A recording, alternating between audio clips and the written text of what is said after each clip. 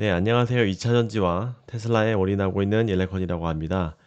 제가 평소에도 2차 전지에 대해서 좀 공부를 좀 많이 하고 여러 가지 리포트들도 좀 많이 참조하고 문헌들도 참조하고 업계 이야기들도 좀 참조하는데 오늘 제 마음속을 약간 좀 뼈 때리는 이야기들이 있어서 좀 꼭 한번 이 부분들은 구독자 여러분들께 좀 보여드리면 좋을 것 같다고 생각해서 말씀드리려 하고 있습니다. 들어가기 전에 좀 보면은 제가 아시다시피 2차 전지의 오랜 투자자이자 유튜브를 뭐 적게나마 운영을 하고 있는데 참 진짜 제가 느끼는 거는 좋은 말들은 너무나 반응 몇만 명씩이나 봐주시고 따봉 일색이고 하지만 나쁜 말 좀 안 좋은 이야기를 하면은 인기도 없고 다들 믿으려 하지도 않고 뭐 야 네가 뭐 이런 거 아니야? 너 진짜 투자자 이렇게 투자 많이 한다면서 이것밖에 안 돼? 뭐 이런 이야기들을 많이 하십니다. 제가 그래서 느끼는 거는 참 그래서 찬티 일색인 방송들을 할 수밖에 없나? 이런 생각이 듭니다. 이 유튜버들도 많은 뭐 애널리스트도 그렇고 이런 인기 있는 말들은 너무나 반응들 좋고 막 뜨겁고 최고입니다. 이런 이야기 하지만 참 그래서 많은 생각이 들기도 합니다만 최대한 좀 객관적으로 해보려고 하고 있습니다. 만약에 찬티 일색인 방송자들이 다 맞다고 하면 또 왜 우리가 거품을 그것들을 경계해주지 못했는가? 그렇죠? 우리가 2, 3년 동안 거품을 지나 바닥을 오면서 너무나 힘들었잖아요. 왜 이런 것들에 대해서 아무도 경계해주지 못하고 하냐? 우리도 느꼈잖아요. 내 자산은 진짜 누가 지켜줘요. 그렇죠? 저도 역시도 진짜 많은 금액을 투자하는 사람으로서 너무나 힘들었던 과정들이 있었는데 유튜버들이 지켜줍니까? 전혀 아닙니다.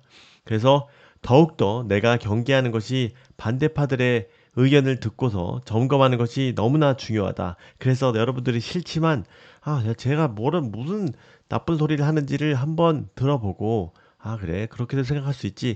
이 부분은 조금 조심해야겠는 걸 이렇게 해보는 게 더 중요하다. 왜? 내 자산은 어느 것보다 중요하기 때문에.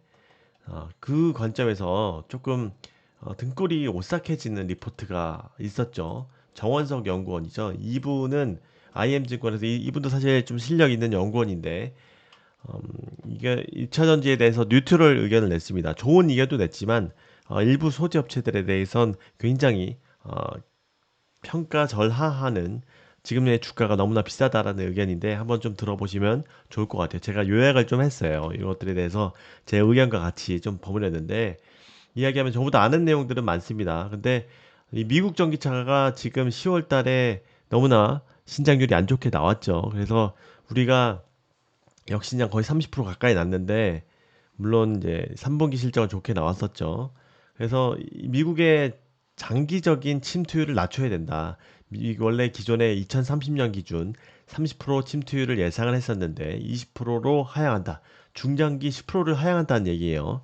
그래서 지금 올해 얘네들이 미국의 침투율은 참고로 10%지만 30%까지도 예상을 했는데 20% 하향한다. 사실 이거는 굉장히 뼈 아픈 이야기입니다. 사실 공통적으로 많은 애널리스트들이 중장기 EV 미국의 침투율을 하락으로 예상하긴 합니다. 그래서 뭐 마이너스 35%에서 마이너스 10%까지도 예상을 하고 있습니다만 아무튼 분명히 이 애널리스트들이 굉장히 불안해하는 것들은 미국의 전기차 신장률과 침투율이다. 요거는 다 아실 거고 그에 반해서 유럽은 뭐 굉장히 좋다.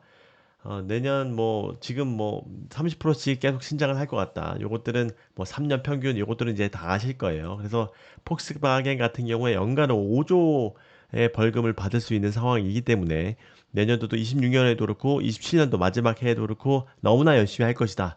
그래서 2, 30%는 무조건 상승할 것이다. 야, 그러면은 너무 우리나라 그래도 좋은 거 아니야? 라고 할 수 있지만 우리나라 여기서 우리나라의 MS가 우리나라 배터리 MS가 35%까지도 21년도에서 70%까지 가고 있다가 30% 급감했다라는 거예요. 이것도 다들 아시죠? 그래서 저도 사실 여기까지가 어느 정도 끝일 줄 알았는데 이 연구원은 뭐 이거는 들으시나 마시나 봅니다만 30%까지도 우리가 떨어질 것이라고 예상을 해야 된다는 거예요. MS가 왜 그러냐?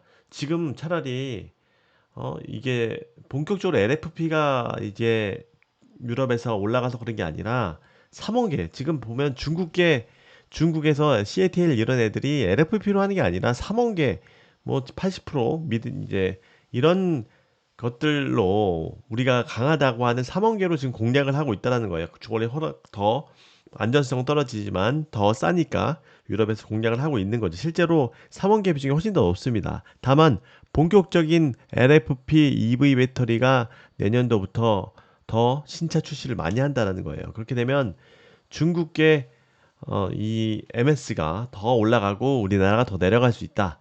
그래서 우리나라가 30%까지 또 떨어질 수 있다. 이 이야기입니다. 그래도 30%까지만 유지해도 그나마 괜찮다. 왜냐? 유럽이 30%씩 신장해주니 아무래도 조금 떨어져도 신장해주니 어느 정도 똔똔까지는 될 것이다. 라고 굉장히 보수적으로 보는 연구원입니다. 그래서 요것들에 대해서 조금 이 데이터들을 잘 살펴봐야 한다라는 이야기고 그래서 이것도 재밌는 이야기인데 EV 같은 경우는 우리가 뭐 옛날 보다 보면 벤츠 8년 공급, 10년 공급 막 30조짜리 양극재 수주 나오고 난리 났었잖아요. 근데 이게 어떻게 보면 다 뻥카일 수 있다라는 얘기예요. 8년 장기 공급을 하는 전기차 같은 경우는 이게 예측치가 다 틀린다는 거예요. 이게 뭐냐면 이게 만약에 수주를 받아도 안 팔리면 다 꽝이라는 얘기예요. 우리가 수주자가 얼마나 많아요. 그런데 전기차가 안 팔리는 거예요. 우리 스텔란티스 이런 친구들 보면 전기차가 다 안 팔려요. 그래서 이 바인딩 계약이라고 해서 이만큼보다 많이 니네 못 파니까 우리가 공장을 지어놨으니까 이것들에 대해서 벌금 내 할 정도로 안 팔린다는 거예요. 그래서 이게 어떻게 보면 유명무실한 수주 금액이 될 수 있다. 지금의 상황이 더더욱 이런 상황이죠. 그래서 애널리스트들이 매출 예측을 하기가 왜냐면 전기 차종별 EV 판매량을 전부 다 예상을 해야 하니 이것들이 굉장히 어렵다는 이야기죠. 그래서 애널리스트들이 많이 틀리는 이유가 뭐 리튬의 이런 높낮이가 굉장히 어려운 부분도 있지만 막 그 파동이 너무나 컸었던 이유도 있지만 이런 차량 판매 종별 예측이 어려워서 더욱더 그렇다. 그래서 결론은 여기에서 EV 예측치는 굉장히 이 공급이 있어도 힘들다. 근데 ESS는 확실하다. 왜냐? 지금 뭐 단기적으로 사이클도 무조건 짧고 이게 갑자기 중단이 되는 일이 굉장히 없다라는 거예요. 그래서 수주 가시성이 굉장히 높다. 그래서 전기차 수주는 이거 안 팔리면 꽝이지만 ESS 수주는 확실하다. 이게 너무나 사실 명백하게 우리가 장기적으로 이 EV 섹터, 2차 전지 섹터를 볼 때 굉장히 중요한 이야기다. 그래서 그리고 뭐 EV, ES 수요는 전기차 대비해서도 좀 작기도 했었고 성장들도 EV 수요가 훨씬 더 높았었기 때문에 ESS 수요는 사실 잘 안 다뤘었다 애널리스트들이 그런 이야기도 해 주었었습니다. 근데 갑자기 ESS가 난리 났었죠. 추론 이런 오픈 AI의 붐으로 신재생 에너지가 필수적이기 때문에 이런 것들 뭐 다 아시겠죠. 충방전이 뭐 사이클이 더 짧고 하니까 LFP가 너무나 이건 LFP밖에 못합니다. 지금 3원계로 NCA로 하고 있는 거는 진짜 울며 겨자 먹기로 우리나라의 보조금을 받으면서 하는 수준이다. 다 LFP밖에 안 된다라고 볼 수가 있고요.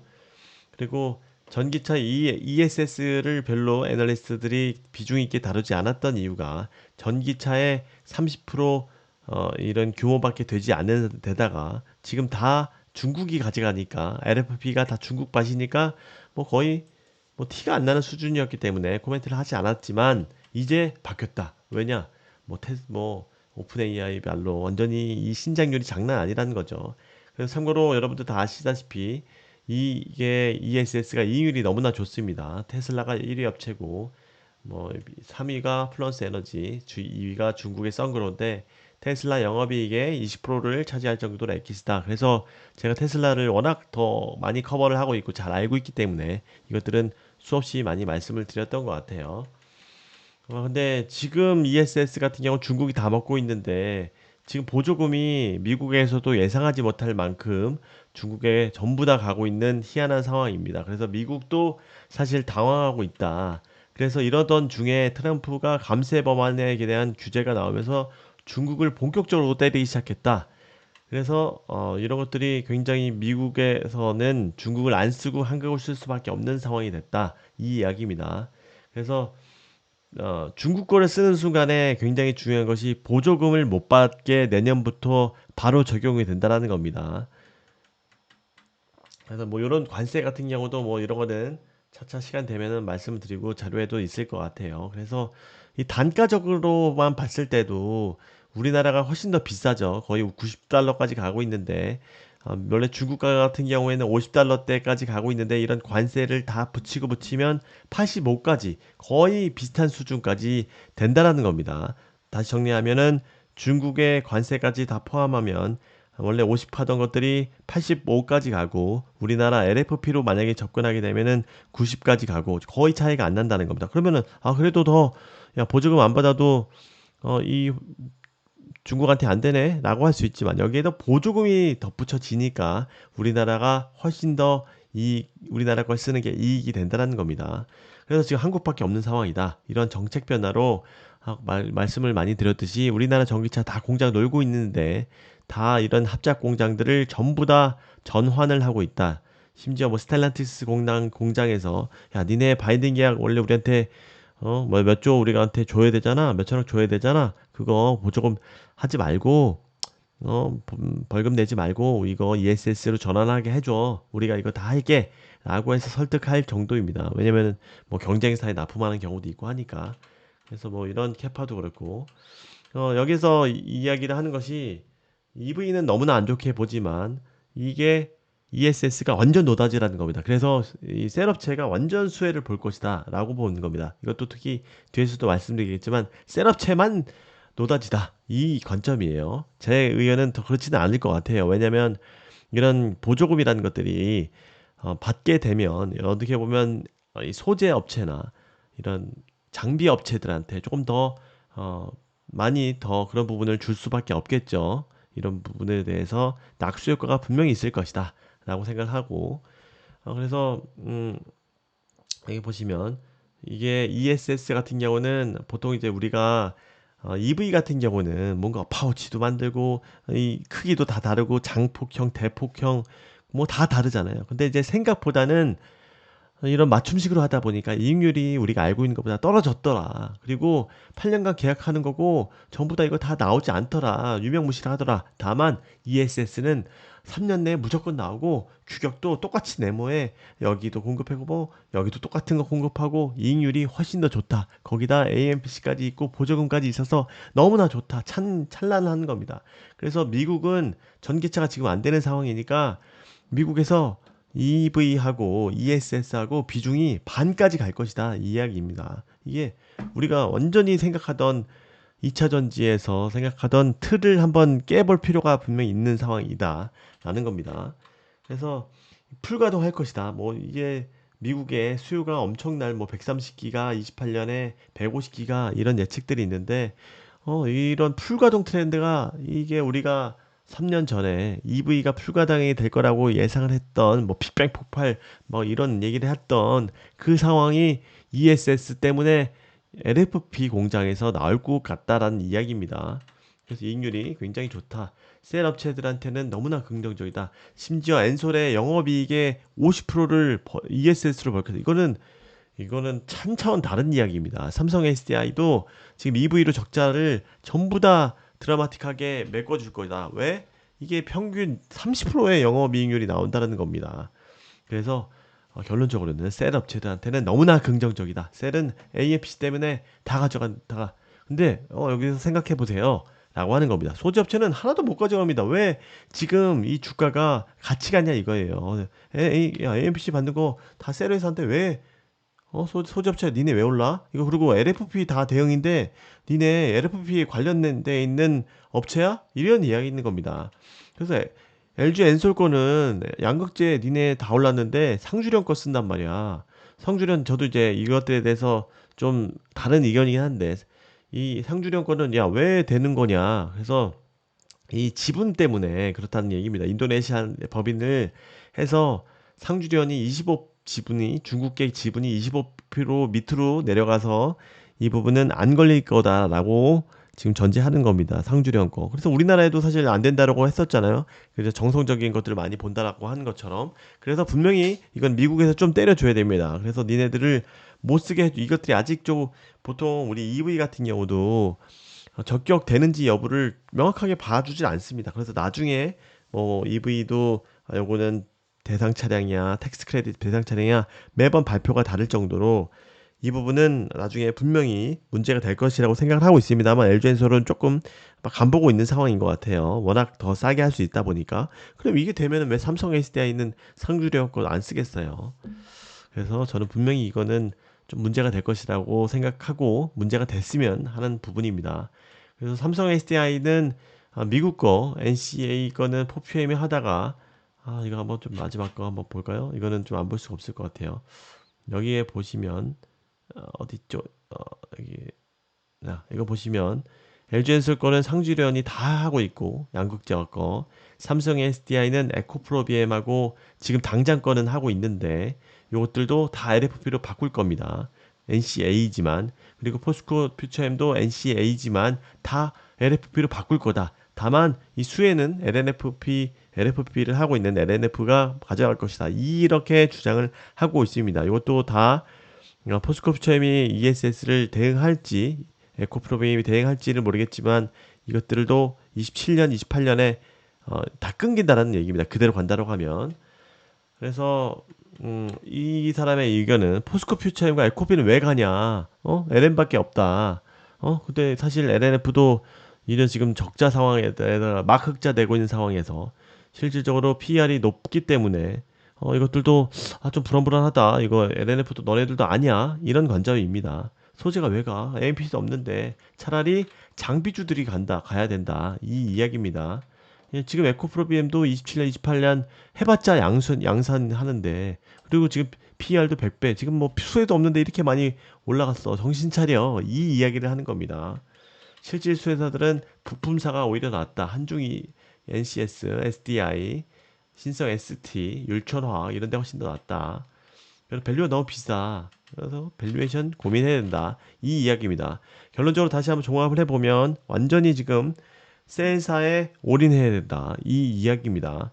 그래서 EV가 생각보다 훨씬 더 망할 거고 ESS 전문 상황이 완전히 올 것이다라고 완전 극단적으로 보는 의견입니다. 다른 소재들은 이거 의미 없다. 그리고 미국도 훨씬 더 망할 거다. 이 이야기입니다. 그래서 ESS만 더 명확하게 봐야 된다. 근데 이제 뭐 또 다른 연구원들은 ESS도 약간 조금 너무나 오버 슈팅한 거 아니야? 라고 이야기하는 사람도 있습니다. 왜냐? 그 AMPC 이 수취액을 보조금을 전부 다 니네들이 셀사들이 다 가져갈까? 이런 합작 회사들이 가져가지 않을까? 이런 이야기들을 하는 겁니다. 그래서 이런 부분들을 좀 더 면밀하게 봐주셨으면 좋을 것 같고 이런 부분들에 대해서 다르게 생각하실 수도 있으니까 뭐 예를 들어서 야 이거 우리가 유럽에서 30%가 빠진다는데 무슨 소리야? 지금 이제 반등하기 시작했는데 뭐 이렇게도 생각할 수도 있고 이런 것들에 대해서 수치에 대해서 계속 트래킹 같이 해 봤으면 좋겠습니다. 네, 이런 의견도 있다. 라는 반대의 의견도 있다. 2차전지의 뉴트럴로 하는 정원석 연구원의 리포트에 대해서 좀 말씀을 드려봤습니다. 감사합니다. 안녕히 계세요. 우리가 반대쪽도 항상 의견을 봤으면 좋겠습니다. 뿅.